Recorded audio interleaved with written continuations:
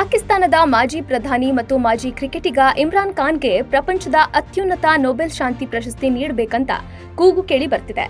ಸದ್ಯ ಜೈಲಿನಲ್ಲಿರುವ ಇಮ್ರಾನ್ ಖಾನ್ರನ್ನ 2ನೇ ಬಾರಿಗೆ ನೊಬೆಲ್ ಶಾಂತಿ ಪ್ರಶಸ್ತಿಗೆ ನಾಮನಿರ್ದೇಶನ ಮಾಡಲಾಗಿದೆ. ಪಾಕಿಸ್ತಾನದಲ್ಲಿ ಮಾನವ ಹಕ್ಕುಗಳು ಮತ್ತು ಪ್ರಜಾಪ್ರಭುತ್ವದ ಕುರಿತಾದ ಅವರ ಕೆಲಸಕ್ಕಾಗಿ ಇಮ್ರಾನ್ ಖಾನ್ರನ್ನ ನೊಬೆಲ್ ಪ್ರಶಸ್ತಿಗೆ ನಾಮನಿರ್ದೇಶನ ಮಾಡಲಾಗಿದೆ. ನಾರ್ವೇಜಿಯನ್ ರಾಜಕೀಯ ಪಕ್ಷ ಪಾರ್ಟಿಯಟ್ ಸೆಂಟ್ರಮ್ ಮತ್ತು ಪಾಕಿಸ್ತಾನ್ ವರ್ಲ್ಡ್ ಅಲಯನ್ಸ್ ಜಂಟಿಯಾಗಿ ಈ ನಾಮನಿರ್ದೇಶನ ಮಾಡಿವೆ. ಪ್ರಸ್ತುತ ಪಾಕಿಸ್ತಾನ ತೆಹರೀಕ್-ಇ-ಇನ್ಸಾಫ್ ಅಂದ್ರೆ ಪಿಟಿಐ ಸ್ಥಾಪಕ ಮತ್ತು ಮಾಜಿ ಮುಖ್ಯಸ್ಥ ಇಮ್ರಾನ್ ಖಾನ್ ಹಲವಾರು ಪ್ರಕರಣಗಳಲ್ಲಿ ಶಿಕ್ಷೆಗೆ ಗುರಿಯಾಗಿದ್ದಾರೆ.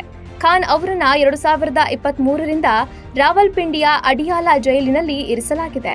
ಇನ್ನು ಈ ಹಿಂದೆ 2019ರಲ್ಲೂ ಇಮ್ರಾನ್ ಖಾನ್ರನ್ನ ನೊಬೆಲ್ ಪ್ರಶಸ್ತಿಗೆ ಆಯ್ಕೆ ಮಾಡಲಾಗಿತ್ತು. ದಕ್ಷಿಣ ಏಷ್ಯಾದಲ್ಲಿ ಶಾಂತಿಯುತ ಪ್ರಯತ್ನಗಳಿಗಾಗಿ ವಿಶೇಷ ಭಾರತ ಮತ್ತು ಪಾಕಿಸ್ತಾನದ ನಡುವಿನ ಉದ್ವಿಗ್ನತೆಯನ್ನ ಕಡಿಮೆ ಮಾಡುವ ಅವರ ಉಪಕ್ರಮಕ್ಕಾಗಿ ನೊಬೆಲ್ ಶಾಂತಿ ಪ್ರಶಸ್ತಿಗೆ ನಾಮನಿರ್ದೇಶನ ಮಾಡಲಾಗಿತ್ತು. ಸದ್ಯ ಇಮ್ರಾನ್ಗೆ 2ನೇ ಬಾರಿಗೆ ನೊಬೆಲ್ಗೆ ನಾಮನಿರ್ದೇಶನ ಮಾಡಿರುವುದು ಕುತೂಹಲ ಮೂಡಿಸಿದೆ.